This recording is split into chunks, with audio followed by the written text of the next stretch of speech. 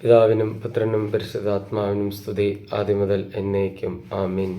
കർത്താവിൽ ഏറ്റവും അനുഗ്രഹിക്കപ്പെട്ടവരെ, 8 നോയമ്പിടെ 2-ാം ദിവസം ഒരുപാട് പ്രാർത്ഥനയോടെയും ഒരുപാട് ദൈവത്തിന് മുമ്പാകെ നമ്മളെ തന്നെ അർപ്പിക്കുന്ന ഒരു നേരമാണല്ലോ.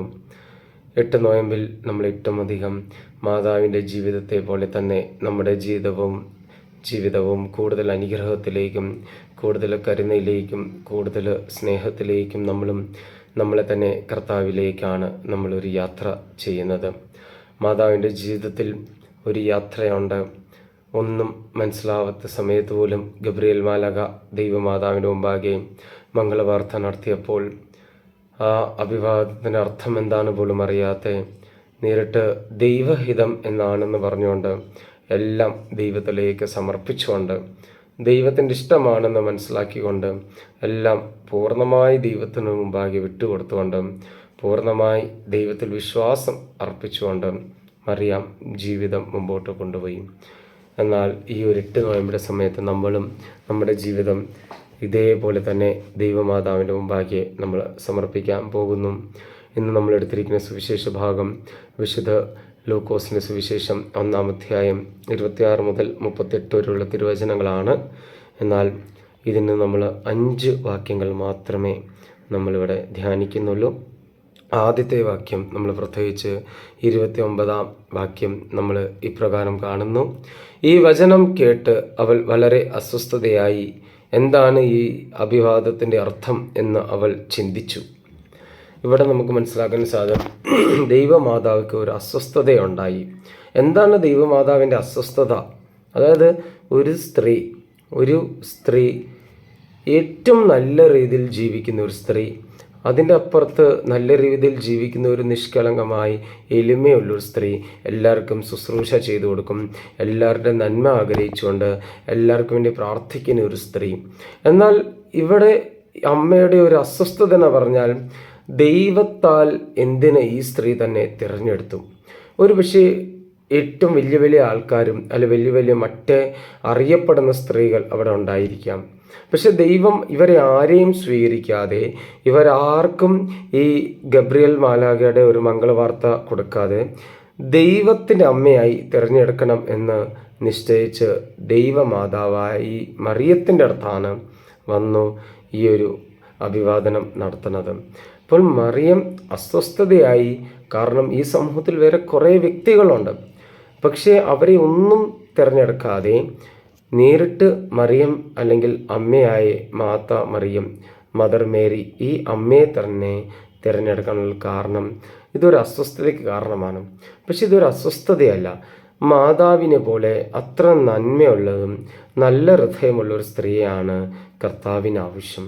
കാരണം കർത്താവിൻ്റെ അമ്മയായി വരണമെങ്കിൽ, കർത്താവിൻ്റെ അമ്മയാകണമെങ്കിൽ കർത്താവിനെ പോലെ നല്ല ശുദ്ധ മനസ്സും നല്ല ശുദ്ധമായ മനസ്സ്, ഹൃദയം, പ്രാർത്ഥനയുടെ മനോഭാവം, മറ്റവരെ ഒന്ന് സേവ ചെയ്തു കൊടുക്കണം, അല്ലെ മറ്റവർക്കൊരു നന്മ ചെയ്തു കൊടുക്കണം, അങ്ങനെ ഒരു പ്രത്യേകമായൊരു അനുഗ്രഹം ഉണ്ടാകണം. അതുകൊണ്ടാണ് ദൈവമാതാവിനെ തന്നെ തിരഞ്ഞെടുത്തത്. പ്രിയമുള്ളവരെ, നമ്മളും നല്ല വിനയത്തോടും നല്ല എളിമയുള്ള ഹൃദയത്തോട് മറ്റു വ്യക്തികൾക്ക് എന്നും ഒരു അനുഗ്രഹമാകി തീരണം.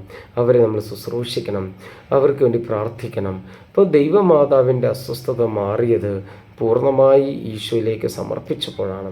നമ്മളും നമ്മുടെ ജീവിതം ഈശോയിൽ സമർപ്പിക്കുമ്പോൾ നമ്മുടെ ജീവിതത്തിൽ അനുദിനമായി ഉണ്ടാകുന്ന എല്ലാ അസ്വസ്ഥതയും എന്നേക്കുമായി മാറിക്കിട്ടും. ഇവിടെ 31-ാം വാക്യത്തിൽ നമുക്ക് കാണാൻ സാധിക്കും: നീ ഗർഭം ധരിച്ച് ഒരു പുത്രനെ പ്രസവിക്കും, നീ അവന് യേശു എന്ന് പേരിടണം. യേശു എന്ന് പേരിടാൻ ആണ് ഇവിടെ മറിയത്തിനോട് ഗബ്രിയേൽ മാലാഖ നൽകിയ സന്ദേശം, കൽപ്പന. എന്നാൽ നമ്മൾ ഇതിനെ ചിന്തിക്കണം. നമ്മുടെ ജീവിതത്തിൽ എല്ലാ ദൗത്യം യേശു എന്ന പേരിട്ടുകൊണ്ട് നമ്മൾ ആരംഭിക്കണം. എൻ്റെ ജീവിതത്തിൽ എന്ത് ദൗത്യം ഞാൻ ചെയ്താലും, എൻ്റെ ജീവിതത്തിൽ ഞാൻ വാഹനം ഓടിച്ചോട്ടെ, എൻ്റെ ജീവിതത്തിൽ ഞാൻ എന്ത് ദൗത്യം ആരംഭിച്ചാലും യേശുവിൻ്റെ പേരെടുത്തുകൊണ്ട് തന്നെ നമ്മളത് തുടങ്ങണം.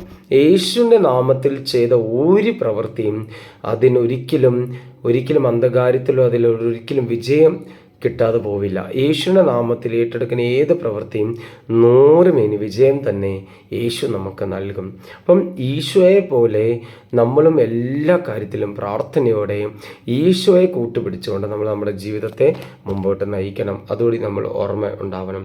നമ്മളിവിടെ 35-ാം വാക്യത്തിൽ നമുക്ക് പ്രത്യേകം കാണും, ദൂതൻ മറുപടി പറഞ്ഞു, പരിശുദ്ധാത്മാവ് നിന്റെ മേൽ വരും, അത്യുന്നതൻ്റെ ശക്തി നിന്റെ മേൽ ആവസിക്കും. ആകയാൽ ജനിക്കാൻ പോകുന്ന ശിശു പരിശുദ്ധനും ദൈവപുത്രൻ എന്ന് വിളിക്കപ്പെടും. ഈ ഒരു കാര്യം നമ്മുടെ യേശുവിൻ്റെ ജീവിതത്തിൽ എന്ന് നമ്മൾ പൂർണ്ണമായി സമർപ്പിച്ചാലും പരിശുദ്ധാത്മാവ് നമ്മുടെ മേൽ കടന്നു വരും. പരിശുദ്ധാത്മാവ് കടന്നു വന്ന ശേഷം നമ്മൾ ഓരോ വ്യക്തിയും പരിശുദ്ധൻ എന്ന് വിളിക്കപ്പെടും, അനുഗ്രഹീതൻ എന്ന് വിളിക്കപ്പെടും. ഒരു കുഞ്ഞിനെ ഏറ്റവും നല്ല രീതിയിൽ അനുഗ്രഹത്തിൽ മാതാപിതാക്കൾ വളർത്തിയാൽ സ്വാഭാവികമായി ആ കുഞ്ഞ് പരിശുദ്ധൻ എന്ന് വിളിക്കപ്പെടും. കാരണം ആ കുഞ്ഞ് ദൈവത്തിൻ്റെ ഇഷ്ടമനുസരിച്ച് പ്രവർത്തിച്ച് മുമ്പോട്ട് പോകും. ഒരു കുടുംബം മുഴുവനും പരിശുദ്ധനാകണം. ഒരു കുടുംബത്തിലെ എല്ലാ വ്യക്തികൾക്കും ദൈവത്തിൻ്റെ ശക്തി അവരുടെ മേൽ ഉണ്ടാവണം. നമ്മൾ നസ്രയത്തിലെ പരിശുദ്ധ കുടുംബം പോലെ നമ്മളും പ്രാർത്ഥിച്ചുകൊണ്ട് നമ്മൾ പരിശുദ്ധ കുടുംബമായി തീരണം. അമ്മ മാതാവ് ഏറ്റവും പരിശുദ്ധയായതുപോലെ തന്നെ നമ്മളും പരിശുദ്ധയായി തന്നെ നമ്മുടെ ജീവിതം മുമ്പോട്ട് നയിക്കണം. നമ്മളിപ്പോഴും നമ്മൾ പ്രാർത്ഥനയിലും നമ്മൾ ദൈവത്തിൽ ആശ്രയിച്ചുകൊണ്ട് തന്നെ നമ്മൾ മുമ്പോട്ട് നയിക്കണം. 37-ാം വാക്യം, ദൈവത്തിന് ഒന്നും അസാധ്യമല്ല. നമ്മുടെ ജീവിതത്തിൽ എത്ര സങ്കടം വന്നാലും, എത്ര പ്രശ്നം വന്നാലും, എത്ര ഭാരം കടന്നു വന്നാലും ദൈവത്തിനൊന്നും അസാധ്യമല്ല. പ്രാർത്ഥിച്ചാൽ മതി. പ്രാർത്ഥിച്ചാൽ ദൈവം ഉത്തരം തരും. പ്രാർത്ഥിച്ചാൽ നിങ്ങളുടെ പ്രാർത്ഥന ദൈവം കേൾക്കും. ഓരോ പ്രാർത്ഥനയ്ക്ക് ദൈവം കൃത്യമായിട്ട് പരിഹാരം നൽകും. അപ്പോൾ അത്രത്തോളം നമ്മൾ പ്രാർത്ഥിക്കണം. ദൈവത്തിന് മുമ്പാകെ സമർപ്പിച്ചുകൊണ്ട് നമ്മൾ പ്രാർത്ഥിക്കണം. പ്രിയമുള്ളവരെ, അവസാനത്തെ വാക്യം നമ്മൾ 38-ാം വാക്യം നമുക്ക് കാണാം. മറിയം പറഞ്ഞു, ഇതാ കർത്താവിൻ്റെ ദാസി, നിന്റെ വാക്കെന്നിൽ നിറവേറട്ടെ. അപ്പോൾ ദൂതൻ അവളുടെ മുമ്പിൽ നിന്ന് മറഞ്ഞുപോയി. പ്രിയമുള്ളവരെ, അതായത് മറിയം സമർപ്പിച്ചതുപോലെ ഈ 8 നോയമ്പ് നമ്മൾ സമർപ്പിക്കാൻ പോവുകയാണ്. നമ്മുടെ ജീവിതം സമർപ്പിക്കണം. നമ്മുടെ ജീവിതത്തിൻ്റെ അവസ്ഥ സമർപ്പിക്കണം. നമ്മുടെ ജീവിതത്തിൻ്റെ കഷ്ടപ്പാട് സമർപ്പിക്കണം. നമ്മുടെ ജീവിതത്തിൽ നമ്മൾ കണ്ട ആഗ്രഹങ്ങൾ, സ്വപ്നങ്ങൾ നമ്മൾ സമർപ്പിക്കണം. എത്രത്തോളം നമ്മൾ ദൈവത്തിലേക്ക് ഇതെല്ലാം സമർപ്പിക്കും അത്രത്തോളം ദൈവം നമ്മളെ അനുഗ്രഹിക്കും. അപ്പോൾ അനുഗ്രഹിക്കപ്പെടാൻ വേണ്ടിയാണ് നമ്മളെല്ലാവരും ഈ ഭൂമിയിലേക്ക് കടന്നു വന്നത്. അപ്പോൾ മറിയത്തെ പോലെ ഇതാ ഞാൻ കർത്താവിൻ്റെ ദാസി, അവിടുത്തെ വാക്ക് എന്നിൽ നിറവേറട്ടെ. നമ്മളെ തന്നെ ഈശോയിലേക്ക് സമർപ്പിച്ചുകൊണ്ട് അവിടുത്തെ വാക്ക് നിറവേറട്ടെ എന്ന് പ്രാർത്ഥിച്ചുകൊണ്ട് നമ്മൾ മുമ്പോട്ട് നമ്മുടെ ജീവിതം നമ്മൾ നയിക്കണം. പ്രിയമുള്ളവരെ, അത്രത്തോളം നമ്മുടെ ജീവിതത്തിൽ കർത്താവിന് സ്ഥാനവും കർത്താവിന് മുമ്പാകെ നമ്മളെ തന്നെ സമർപ്പിക്കുമോ ദൈവം അത്രത്തോളം നമ്മളെ അനുഗ്രഹിക്കും. ഈ 8 നോയമ്പ് നമുക്ക് നമ്മുടെ ജീവിതത്തെ പൂർണ്ണമായി അമ്മ മുഖേന ഈശോയിലേക്ക് സമർപ്പിച്ചുകൊണ്ട് കുറേ കൃപകളും ദാനങ്ങളും അനുഗ്രഹങ്ങളും സ്വീകരിച്ചുകൊണ്ട് 8 നോയമ്പും ഒരു അനുഗ്രഹത്തിൻ്റെ നോയമ്പായി നമ്മൾക്ക് ഏറ്റെടുക്കാം. കർത്താവ് നമ്മളെ അനുഗ്രഹിക്കട്ടെ. ആമേൻ.